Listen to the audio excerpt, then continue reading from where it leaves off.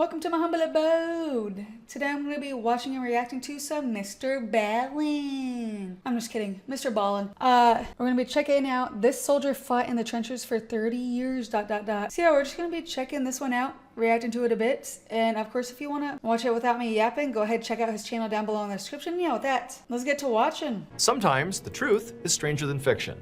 True. And today, I'm going to share 3 stories that all demonstrate that. But before we get into those stories, if you're a fan of the strange, dark, and mysterious delivered in story format, then you've come to the right place because that's all we do, and we upload 2, 3, even 4 times every week. So if that's of interest to you, please sneak into the like button's house and secretly glue one thumbtack upturned on the surface of their favorite chair. Also, please subscribe to our channel and turn on all notifications that's cool. They so have you a don't podcast. miss any of our weekly uploads. Dope. Okay, let's get into today's stories. Dope. That's got to be a nice podcast to listen to. Coolio. The Last Fighter. One morning in October, very late during World War II, a Japanese soldier named Lieutenant Hiro Onoda crept out of the jungle on a small island in the Philippines called Lubang and crouched down at the edge of a huge rice field. Another soldier named Kazuka came out of the jungle behind him, and together they carefully crawled toward these huge bundles of rice that had just been harvested by the local farmers.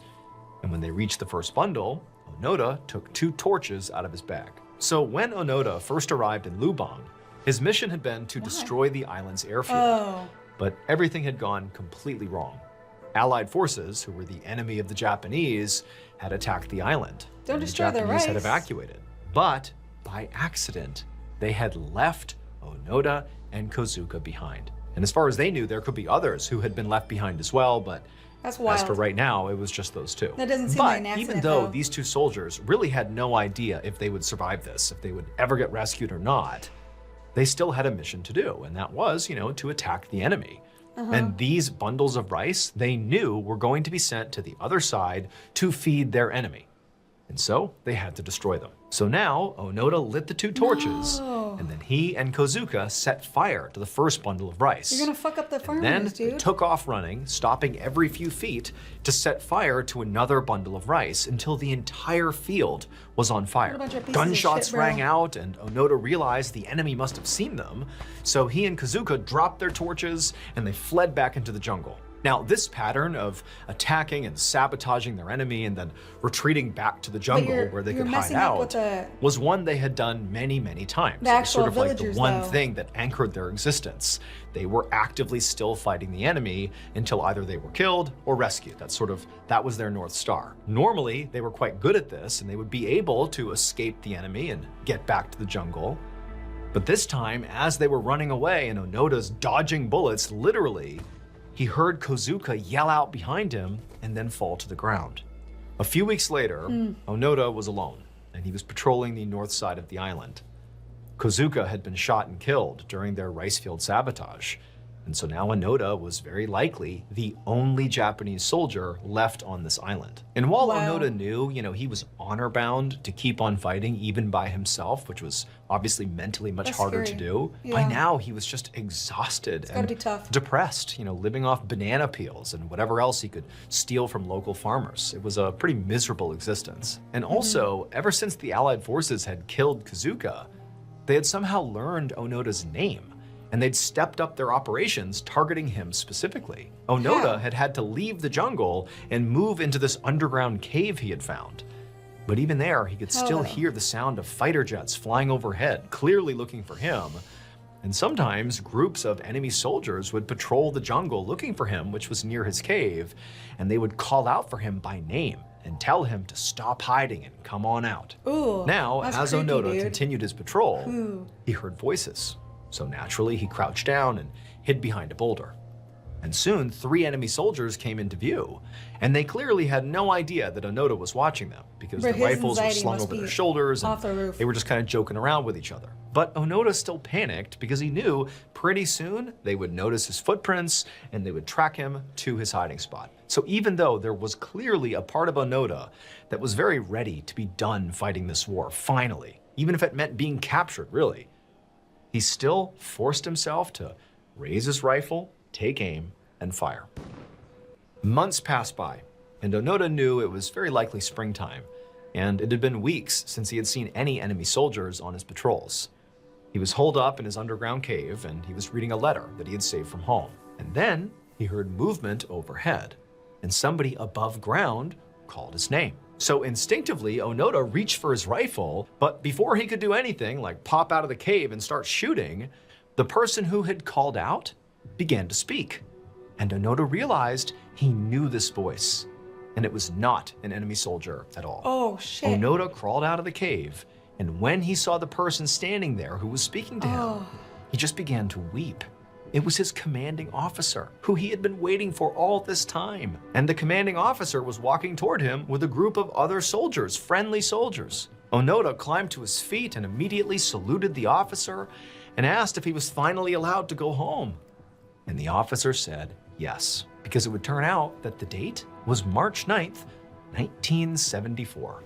World War II had ended 29 years earlier. Holy shit. Onoda had spent almost 3 decades terrorizing not enemy soldiers, but Filipino farmers and villagers and police officers who he had simply mistaken for enemy troops because he believed they were still in this war. The Japanese government had thought Onoda and Kazuko were dead, but after Kazuko was killed and his body was recovered, Japan sent search parties out onto this island looking for Onoda. And Onoda thought the searchers were basically enemies trying to capture him until he heard the voice of his old commanding officer.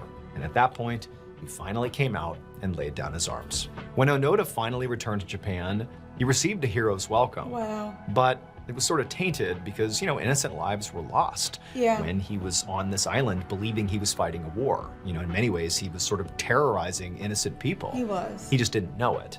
And so the whole event was very sensitive. And ultimately, Onoda went on to write an autobiography called No Surrender. And he would become a rancher and move to Brazil, where he would live until 2014, where he would die from heart failure. Aww.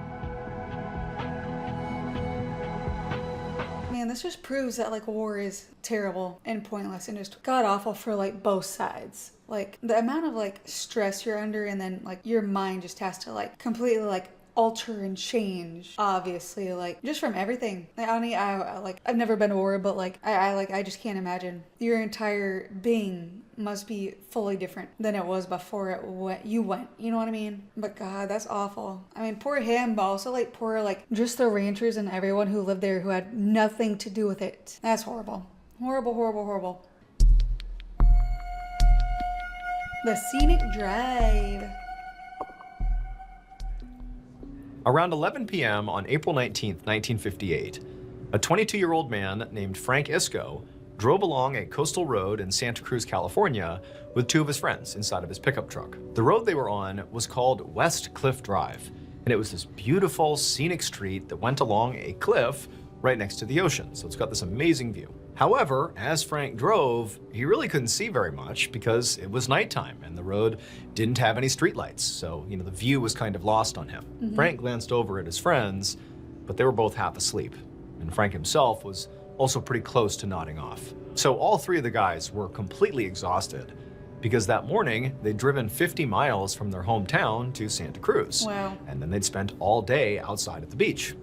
Now they were all anxious to get home and just go to bed. Frank was especially ready to get home because his wife, Margaret, always waited up for him. And right now, she was pregnant with their first child, so he really didn't want to keep her up all night. So Frank pressed his foot harder on the gas pedal and zoomed along, enjoying the ocean view as much as he could see it, and also listening to the sound of the waves, and began thinking about his wife. But as he drove along, he came up on this sharp curve in the road that he just hadn't seen because it was so dark out, and he was going so fast that when he hit the brakes, even though he began to slow down, he wasn't slowing down fast enough, and so he jerked his wheel trying to avoid what was going to happen here, but the truck, it spun out of control. Frank heard his friends wake up and start screaming, and Frank's desperately trying to will the car away from the edge of this road because there's a cliff down to the ocean, but it's like he just couldn't do it. The truck was spinning, and at the last second, he looked out his window and he saw his headlights were beaming off the metal barrier that kept you from going off the cliff, and he knew there was nothing he could do.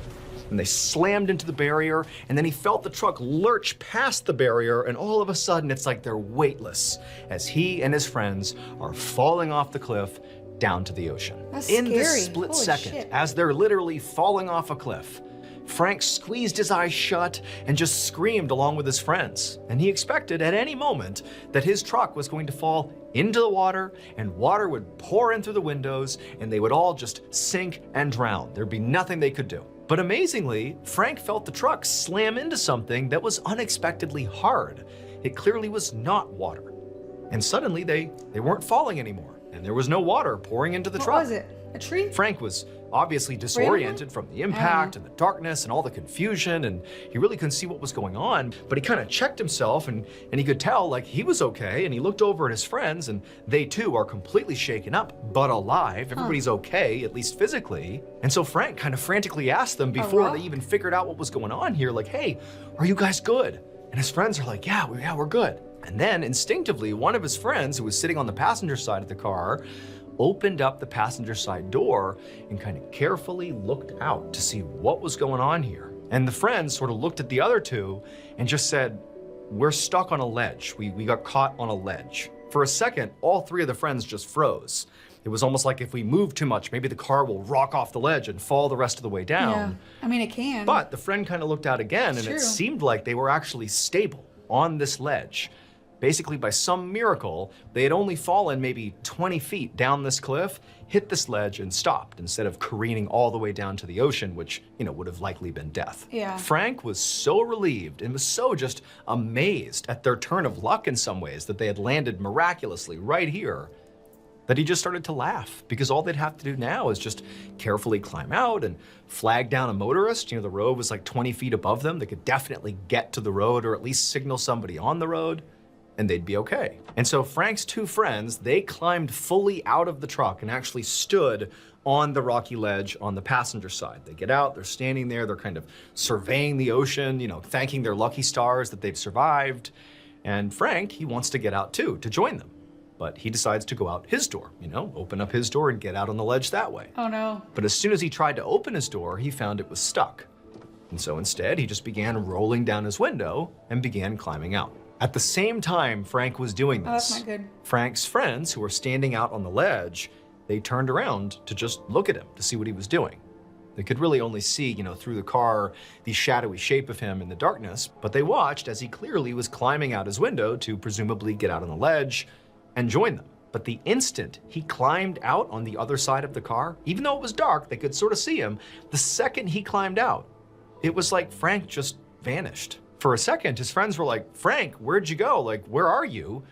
But there was no response. And so carefully, the friends kind of walked around the truck to see what Frank was doing. The edge wasn't on his side, was it? And when they saw what was on the other side of the truck, where Frank presumably landed when he jumped out of the truck, they were horrified. It would turn out the ledge that Frank and his friends had landed on, the one that had saved their lives, was not an entirely solid surface, or more specifically, it was porous.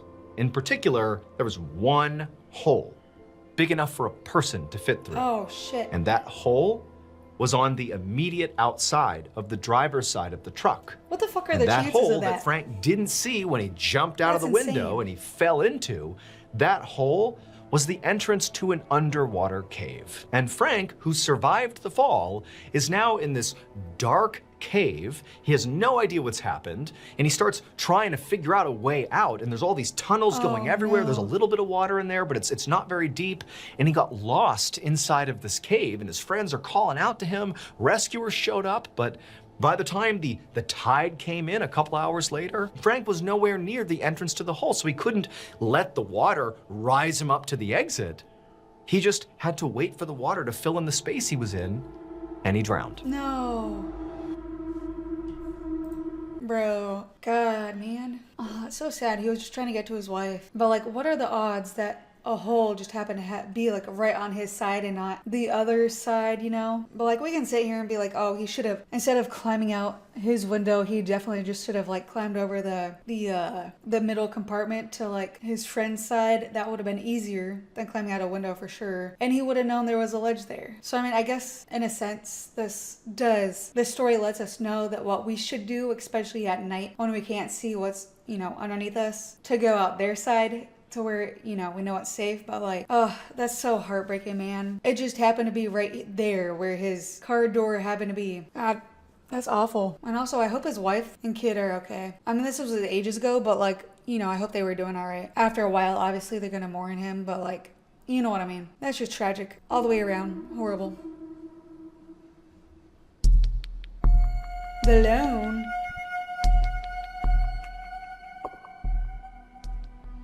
On the afternoon of December 19th, 1966, a 59-year-old man named Dr. Mohammed Ibrahim sat in a conference room inside of a government building in Cairo, Egypt. He was there as an employee of the Egyptian government, and he was sitting across from two governmental representatives from France. He felt very nervous because he'd been meeting with these same two men and trying to come to an agreement with them about a very important diplomatic decision for the last 4 months. But so far, they had not been able to make a deal. And that was because these French representatives wanted Mohammed, who was the Director General of Egyptian Antiques, to help them put together an exhibition in Paris that was all about ancient Egypt. And they specifically wanted Mohammed to loan them a collection of artifacts from an ancient Egyptian pharaoh's tomb. But Mohammed was afraid to loan these artifacts out because he and many other people in his world believed that these particular artifacts were sacred and should not be transported outside of Egypt because it was disrespectful to the pharaoh himself. So on this particular day, Mohammed just said to these French representatives that, like, guys, we're never going to reach a deal because I'm just not willing to loan these out. It feels disrespectful to this pharaoh. And he knew this sounded kind of crazy because the pharaoh has been dead for thousands of years, but that's how Mohammed felt. And he really wanted them to understand that this was not something he could change. This is how he felt. That's how it is. What? Now, up until this point, Mohammed, again, had been trying to make a deal with them, but had never really come out and said that ultimately his main sticking point is this disrespect of the pharaoh. And so this is the first time the French representatives are hearing this. And from Mohammed's perspective, when he said this to them, it looked like they almost wanted to laugh, like, are you kidding? But when they realized Mohammed was being completely serious here, they sort of shifted and had these looks of almost sympathy come across their faces. And then they promised Mohammed that, you know, if you loan us these artifacts, that's not going to be disrespectful. In fact, if anything, it would actually honor the pharaoh because it would allow people all over France to see and appreciate the artifacts from his tomb. Mohammed and the French representatives went back and forth on this topic for hours. That's a dumb and eventually, Mohammed did start to see their side of things. It did make sense to him that maybe, you know, allowing France to display the artifacts was a way of not disrespecting the pharaoh, but honoring the pharaoh. And so finally, perhaps against his better judgment, Mohammed officially agreed to loan out the artifacts, and then the meeting adjourned. A few minutes later, Mohammed walked out of the government building onto the busy sidewalk outside, and he felt lighter than he had in months. The deal was done, and he didn't have to think about it anymore. This was great. Now, all Mohammed wanted to do was just go home. And so he began walking towards the parking lot where his car was. And as he was heading across the street, looking straight ahead, he heard a loud, blaring noise and a screeching sound, and then everything went black. It would turn out those artifacts Mohammed had just agreed to loan out were from the tomb of the ancient Egyptian pharaoh king Tutankhamun. And Mohammed, along with many, many others, believed that these artifacts were not just sacred, but were also cursed. And that was because over the years, at least 11 people who had a connection to these artifacts had died. And it was believed that anybody who disrespected the artifacts would face King Tut's wrath. And just minutes after Mohammed convinced himself to agree to loan out these artifacts to France, he walked out of the government building in Cairo and he was hit and killed by a truck. His death made headlines all over the world because to this day, you know, some people say this was just a horrible accident, but others insist he was yet another victim of King Tut's curse.